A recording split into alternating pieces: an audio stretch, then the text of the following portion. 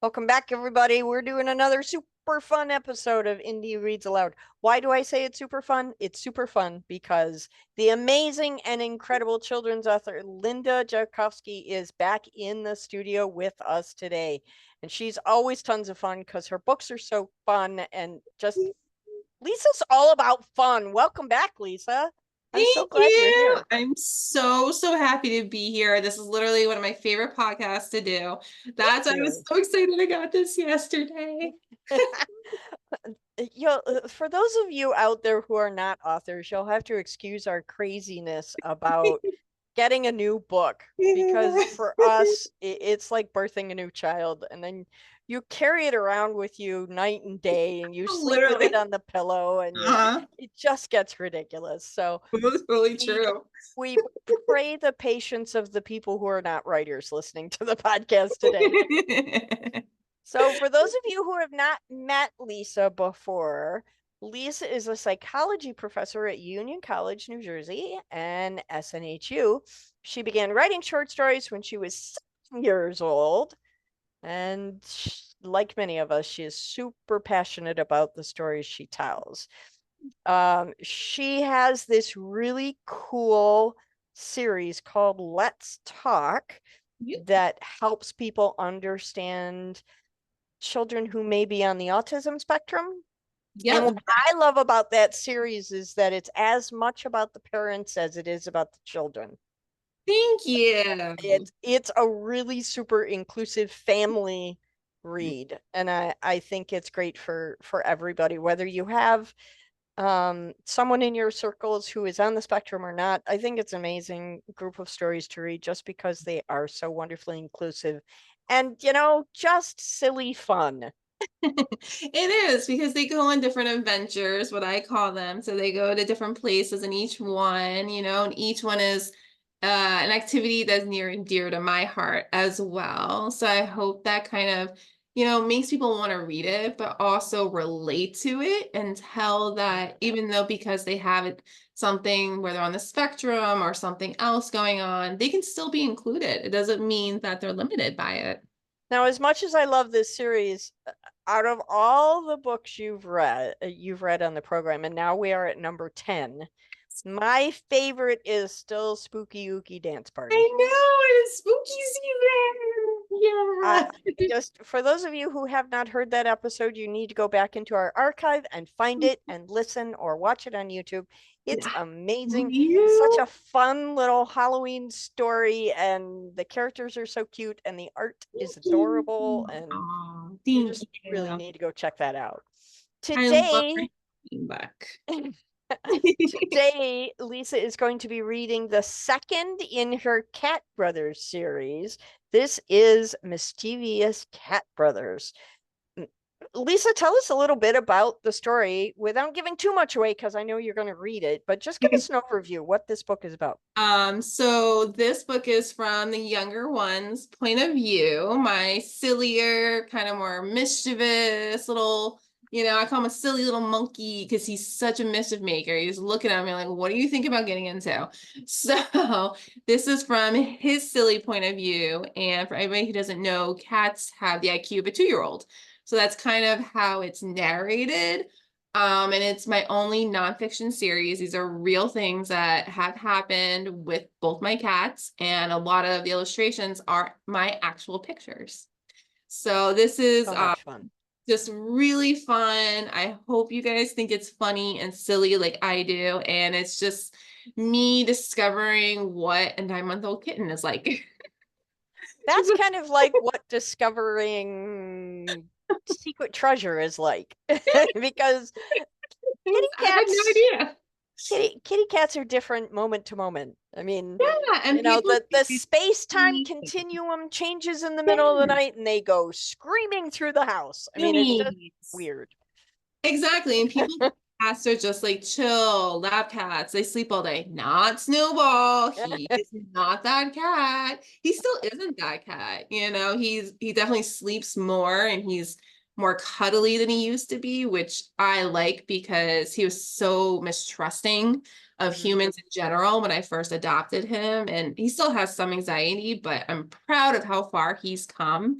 And it makes me really proud to see and hear how silly he was, because that shows how comfortable he was with me and living in, my place and with his brother. So this book, Yeah. it means so much to me. He's grown incredibly. He was 8.5 pounds. Now he's 18 pounds.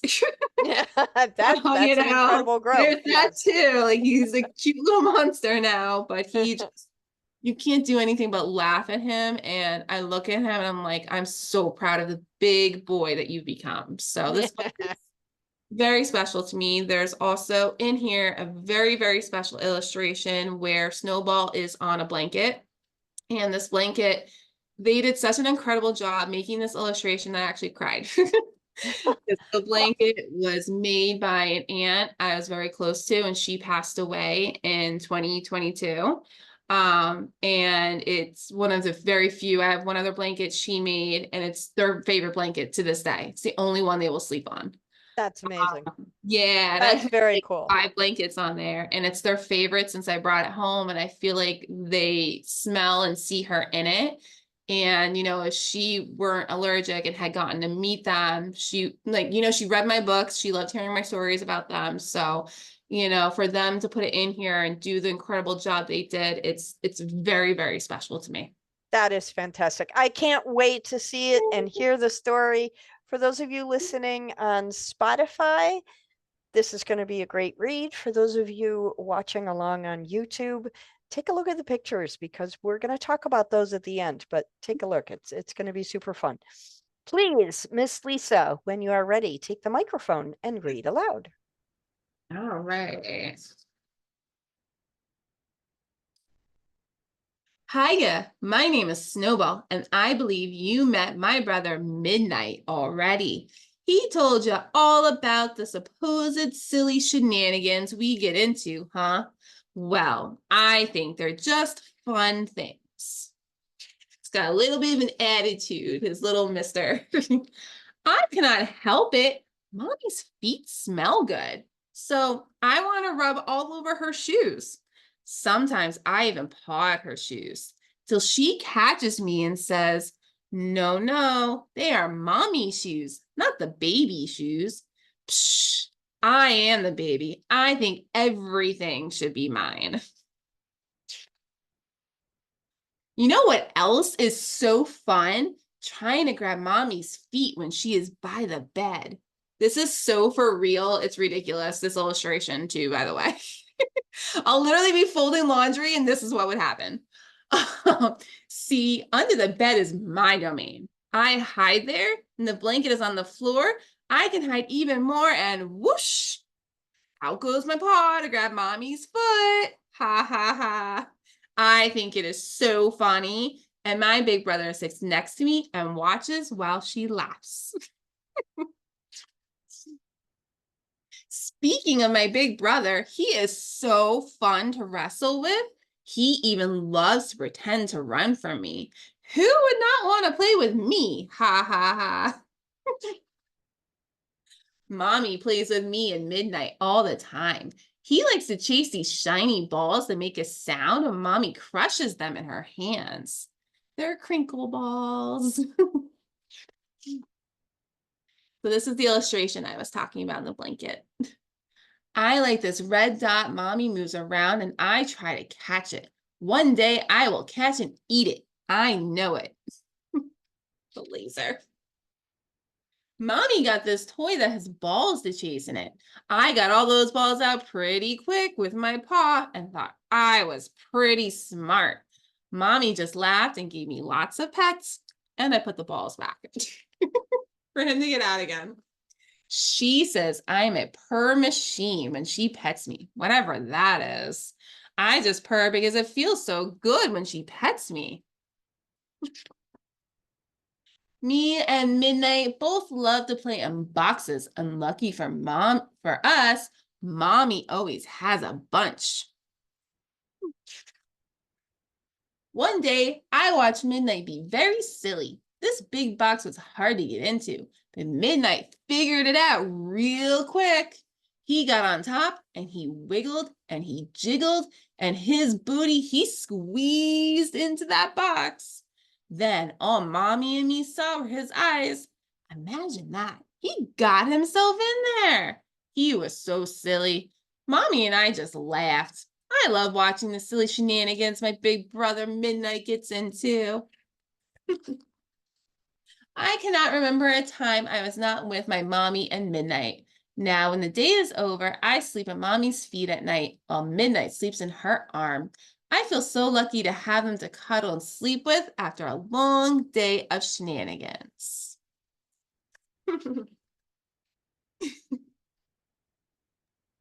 Yay, that's an awesome story. What I love about this is I've had cats, and this is exactly how cats behave. Yeah, I had absolutely, I literally be standing there making laundry, folding laundry, and boom, I feel like this thing on my foot, this little pinch. I'm like, what just happened? Attack cats. Yes. Yeah. Attack Oh cats. my gosh. And the wrestling with the zoomies is Yes. hysterical when they wrestle together. It's the cutest thing. So talk to us about the illustrator. Tell us a little bit about them. So that is the incredible Brainstorm production. So this is another work done by them, and it's 12 individuals with 12 different styles, just like Rascal Cats. And they're so phenomenal. They do such incredible work, and they do it so fast. I don't know how they do it so fast, but they're so sweet. They love working with me. So And talk about this organization a little bit. Who are they? What do they do? So Brainstorm is affiliated with the Center for Learning Unlimited. They're in California, and the CLU is a school that trains individuals in animation. So they wanted a place for these individuals to work afterwards because they have autism. So they created Brainstorm. And Brainstorm initially was just illustration, and then they branched out into books. And now they are blowing up. They are doing so many things that this was the only book they could do this year, but they came up with a really cool idea to work with me and do two more books for me next year, which is pretty special because it's a new way for them to train the individuals. So that's very, very cool. And these are artists who are on the spectrum, correct? yes, they are. They're all on the spectrum. They're all young, about 18, 20 years old. And if we look at this book, we will see that each Exactly. drawing is special and different. Yep. Each one is done by a different artist, which I think is an amazing thing that you get such a collaborative effort to support your storytelling. I think it's incredible. I agree, and I leave it up to them. You know, the next two books they're doing, they asked me, do you want one illustrator or all 12? I'm like, that's up to you guys. And that's the really cool thing is that, you know, they're very flexible. They're very patient with me too. And I love the fact that we can collab and talk to each other that way, you know, and they're so ridiculously talented. Yeah. I asked them when it came to the cover, I was like, can you put like my signature butterflies? Can you maybe put roses or something in the back just to like dress up the wall? And they were so sweet. They did it immediately like it was nothing, you know? It's phenomenal. They are. And each one of your books, the title this way too. Each one of your books that uses this team of artists, it just turns out so beautiful because there's diversity, but at the same time, there's a cohesiveness to the art that really draws it all together and ties it up in a really great package. And you know, we tell it's different styles either, you know, and it just the representation of diversity and the fact that they can do it too. It means so much to me. They are literally my favorite organization to work with books. And it was so bittersweet when they first said, we think we can only do one more because, you know, I was sad. I wanted to work with them, but happy that the reason was a positive one. So when they came to me and were like, hey, we want to do this, I was like, yes, of course. Like, I jumped at it. I was like, oh my God. It's been a lot. I'm super excited for you. This is book number 10. Congratulations. It's very cool. I think you're doing great things, and I hope you will continue to write and write and write. Thank because you. I think I got lots more in me. You good. know, Keep spilling it out for us. I'm gonna have, you know, a partially deaf character, my Dragon Island series. I need to finish that. That will be out in 2026, you know. So I got more. I got my little Hey. cousin that loves to write, you know. So hopefully we'll collab one day. And we were talking about my collaborations before this. Yeah, I'm so excited for you. Congratulations on your tremendous success. Thank you for coming to read for us. We love having you on the program. So And much when to your eat. next book comes out, you're going to come back and share it with us, right? Oh my God, of course. Of course. Good. Literally, as soon as I purchased this, I signed up on your site. I was like, oh, wait, I got it that fast. I'm so glad you came back. Thank you so much, and we'll look forward to seeing more books from you. Thank you.